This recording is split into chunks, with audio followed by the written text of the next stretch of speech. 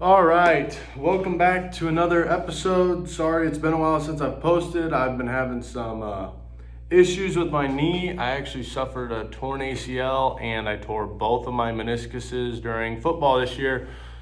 So I had to get surgery for that on Monday, but I'm off my crutches now. So here I am, back in the first shed. It's gonna take more than that to keep me out of the shed. It might keep me out of the ditches from trapping for a while, but I'm back in the shed and I'm gonna go over some fur grading with you guys today. I just took like 40 some coon off the boards, and I was just kind of thinking, I'd like to teach everyone how I grade fur, and I grade mine based on like the NAFA, the fur harvesters, and growing walls. They all have things out there you can use to grade your fur, but there's some things I learned that are complete myths about grading fur, and some things you wouldn't even think about that can actually affect your fur quite a bit. And one of them is the damage from cutting a hole into a pelt versus an actual like damaged pelt. I'll get into that later. So I'm gonna try and go from prime, least prime to like the most prime coon that I got here. So you guys can see this coon right here, it's got real blue leather. It's it's almost black. If you guys can see that, that's just blood. That's not damage or anything. This is a not prime coon, okay? You can tell, get a little closer here. You can tell he's got a weak flank in here. That's all that's really weak. He's just got some guard hairs and some thin underwool. This is an unprimed coon. Normally I wouldn't keep these, but for this video, I harvested this animal and I'm gonna try and learn how to do some self-tanning this year. So I harvested this animal for that. And then we go from that coon, let's see here. I'm gonna go to this coon. So this coon, you're gonna start fleshing a coon like this. You're gonna think, all right, sweet, it's prime. You can see right here, this is prime, but as you get more towards the back, you can see how it gets darker and that's more bluish and black. This back part right here, which is the part that they're gonna be looking at for fur, this right here is not prime. And they're gonna look at that. Although that neck might be prime, they will look at that back. And the belly is prime too. So this guy was really close to being fully prime. I probably caught this one early. You can tell again, the hair in this one, it's thin, it's not very good. It just doesn't look fuzzy. It doesn't really look like someone would wanna have it on their coat or whatever. And then, we'll go on to a prime kind of but damaged one. You guys will be able to see this. Most people think they'll never be able to tell from snare damage. Well, there's from snare damage. That's from a snare right there. That's a snare line on this coon. And then this right here, this spot, this is damage. They'll count this as slight damage on this coon right here. Most people think, oh, you cut a hole in it, whatever, that's damage. No, this is damage. I mean, if you cut bad enough of a hole, that's gonna be considered damage too. But other than that, this coon's fairly prime. I mean, he's a little unprime in the back, but if you can tell by this coon, you can see how fuzzy that is, whereas those other ones, they're not fuzzy at all. And then you open it up, you see that flank, it's nice and full. There's a lot of long hair in there. You can just see these back hairs are nice and long. They look good. This is a nice coon. I wish I wouldn't have caught him in a snare, because that snare mark, what that's gonna do is they're gonna look at that and they're either gonna knock it down a size, which basically is saying it's damaged, or they'll just say it's damaged and give you less money. Either way, you're getting less money for those snare marks. So then we get into, let's see. This coon, nice and prime, few tickles, nothing wrong with this one at all. No snare line. There's a little bit of damage up here. I don't think they're gonna probably dock me for that. If it's really bad, like if it was to cover like from here down to here maybe in like a big like baseball size spot, they'd probably dock me for it, but I don't think they will. And you can see again on this nice prime later caught coon, nice and fuzzy belly. He's got nice full back.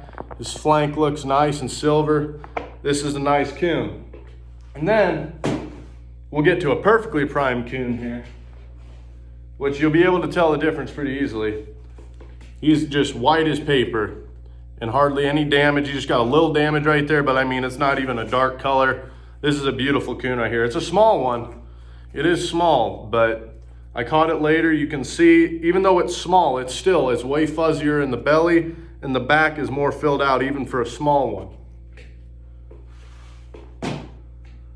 So yeah, I'm gonna grab some coyotes real quick and I'll get right back to you guys, and then we'll go into some coyote grading. All right, I'm back, y'all. So coyotes are obviously, they're where the money's at right now. They're also the hardest to get, in my opinion, in my area. But I still scrape up a few here and there, and I'm no genius by grading coyotes by any means, but I'll show you guys kind of how I do it based on what everyone's told me and showed me. So we'll start off with not as good of a coyote, and then we'll work to a better coyote. So this coyote right here, you can see he's nice. Got good guard hairs, good long guard hairs back here. It's nice and full.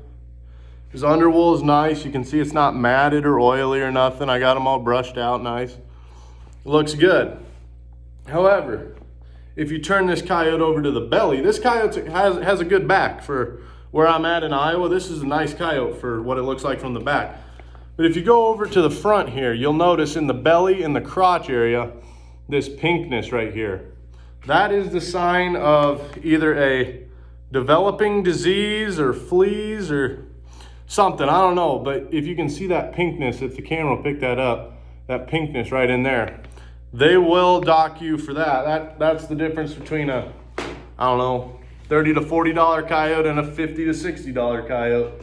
But that can get you. The bellies really matter. The pale, they really need to be pale, and that one's got a little bit of pink on it, so I probably won't get as much for that one. But if you go to this coyote right here, you can see this coyote's a beautiful coyote, nice and pale. That other one's kind of dark. This one's nice and pale.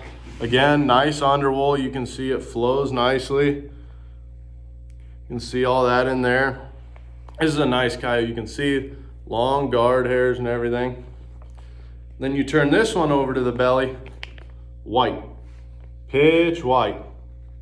That's what you want. That's just a bullet hole in the head. Can't do much about that, but the head doesn't really matter anyways. It's more the back and the guard hairs and all that good stuff. So yeah, I'd say I got the first coyote's probably, I'm gonna guess he's $30 is what I'm hoping to get for him anyways. Put up $30 to $40. And then that other good coyote, I'm hoping for 50. It was a nice female. If it was a big male and it looked like that, it would bring much more money because it'd probably be bigger. But you just don't get coyotes like that in my area where they don't have diseases in them or something, because there's just that many around and no one really goes and gets them. I mean, I do my best, but I don't have all the time in the world when I'm trapping a couple hundred coons every year. Yeah, so based on the coon prices this year, like I showed you, that first coon, that blue one, that's probably worth nothing. That's why I kept it, is I'm gonna try and self-tan it. Then if I screw up, like I probably will, I'm not losing any money on it, even though I'm probably losing money on them anyways. And then as we went further down the line, get into some of these coon here, I'll just whip one out here fast. This coon right here. You can see this is a big old coon. This coon was almost a 5X. This was a 4X. It stretched 39 inches, I believe. It was just over that 5X mark. And this coon right here, I'm hoping, I wish he was a little bit more full in the belly here, if I can get him up here. But you can see he's still got nice long hairs and everything.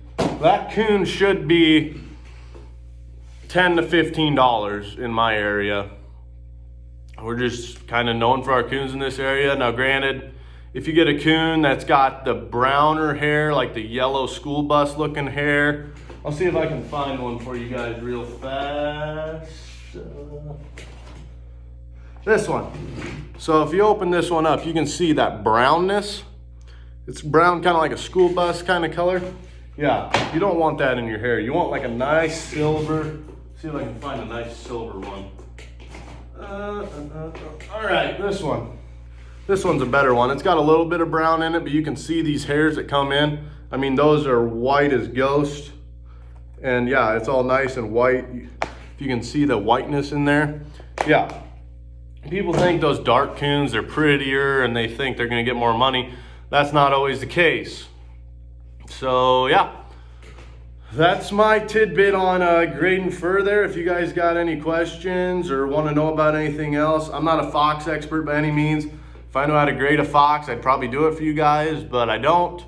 I kind of just catch them. They're not really worth selling anyways. If you guys catch a fox, I'd probably just hold on to it because it'll look cooler on your wall than the $5 in your wallet. It's just, at least in my area, it's not worth selling a fox for $5 at all. They're too pretty. So yeah, if you guys got any questions, just put it in the comment section down below, and please make sure you like this video if you got something out of it, and please subscribe if you feel like you love the channel and you want to see more, or I guess don't subscribe if you don't want to. I guess I can't really make you, but yep, thanks for watching, guys. I'll see you on the next video. I'll try and do it as soon as I can. You know, I got this injury. It'll probably be in the fur shed.